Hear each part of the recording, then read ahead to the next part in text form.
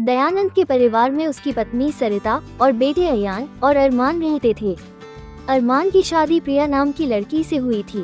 प्रिया पूरे घर की जिम्मेदारी बखूबी संभाल रही थी। दयानंद एक शुद्ध शाकाहारी ढाबा चलाता था और उनके परिवार के सभी लोग शुद्ध शाकाहारी थे।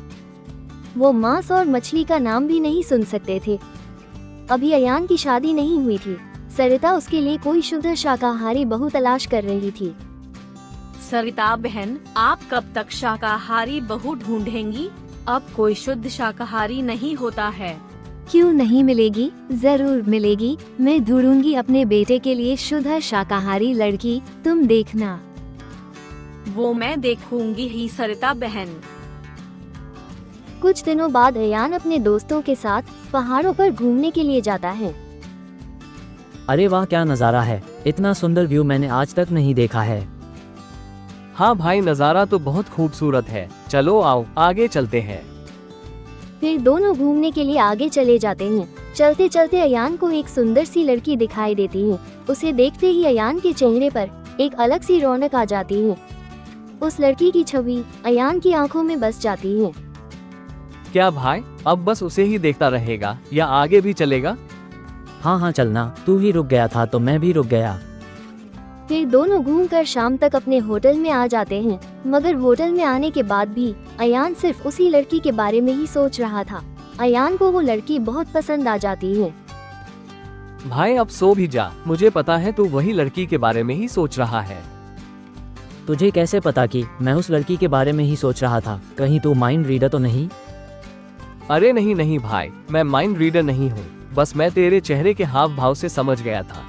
चल अब सोते हैं, कल सुबह हमें जल्दी उठना भी तो है। फिर अयान और उसका दोस्त दोनों ही सो जाते हैं। सुबह अयान दौड़ते हुए अपने दोस्त के पास आकर कहता है, भाई तुझे पता है, वो जो लड़की कल हमें मिली थी वो भी मुझे पसंद करती है। तुम्हें कैसे पता? उसी ने मुझे बताया था। कहाँ बताया था? सपने में? भाई तू टेंशन ना ले, वो सपना था।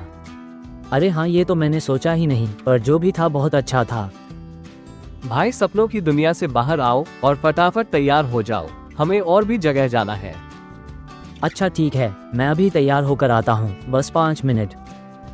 हाँ ठीक है। वो दोनों तैयार होकर एक सुंदर सी जगह पर पहुँचते हैं। भाई कितनी ब्यूटीफुल जगह है ना? हाँ, बस उस लड़की से कम। भाई वो लड़की अच्छी है, ये मैं भी मानता हूँ, पर मैं इस जगह के बारे में कुछ सुनूंगा नहीं। तुम मेरी बात सुन भी रहे हो? भाई वो देख, ये तो वही लड़की है जो हमें कल मिली थी। भाई तू मेरा एक काम करेगा, उस लड़की को देखकर बताओ कि क्या वो भी मुझे पसंद करती है। मुझे कैसे पता होगा कि वो तुझे पसंद करती है कि नहीं? मैं माइंड रीडर थोड़ी हूँ। पर तुमने तो कल मेरे मन की बात जान ली थी ना?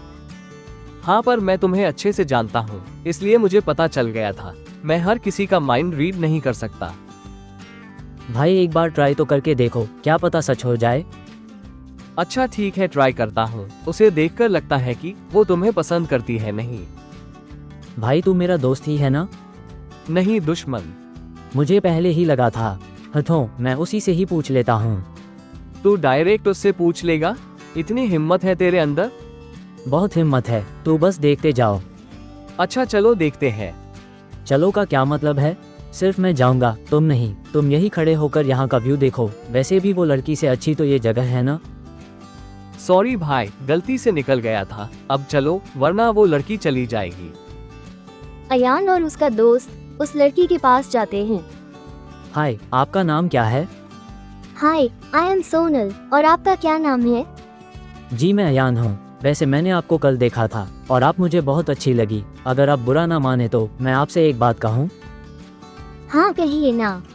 आप मेरे साथ लंच पे चलेंगी? Okay, why not.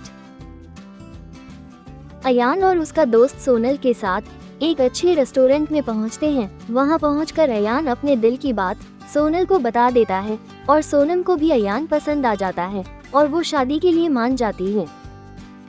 अरे वाह, दोनों राजी हो गए तो कुछ पार्टी तो दो। हाँ हाँ क्यों नहीं, तुम बताओ तुम क्या लोगी? मैं चिकन टिक्का लूंगी। ये बात सुनते ही उन दोनों की हवाएं उड़ जाती हैं। तुम लोग इतना हैरान क्यों हो गए? तुम लोग नहीं खाते हो क्या? नहीं, ऐसी कोई बात नहीं है। तो ठीक है, सिर्फ हम चिकन टिक्का ही ऑर्डर कर लेते हैं क्योंकि ये मेरा फेवरेट है ना। सोनल की वजह से अयान और उसके दोस्त को किसी तरह चिकन टिक्का खाना पड़ता है।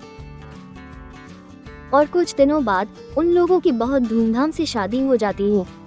शादी के अगले दिन सोनम घर के सभी लोगों के लिए चिकन टिक्का बनाती है और सब बड़े चाव से उंगलियां चाट चाट कर खाते हैं। वाह बहू, खाना तो बहुत लजीज था, मगर क्या था समझ नहीं आया। कुछ स्पेशल डिश थी क्या? नहीं ससुर जी, ये कोई स्पेशल डिश नहीं थी, ये साधारण सा चिकन टिक्का था। बहू, ये तुमने क्या कर दिया? तुमने हमें नॉनवेज खिला दिया। तुम्हें पता नहीं है क्या कि हम प्योर वेजिटेरियन है? सॉरी माँ जी, मुझे सच में नहीं पता था कि आप लोग नॉनवेज नहीं खाते हैं। अगर पता होता तो मैं कभी भी नॉनवेज नहीं पकाती। मुझे माफ कर दीजिए।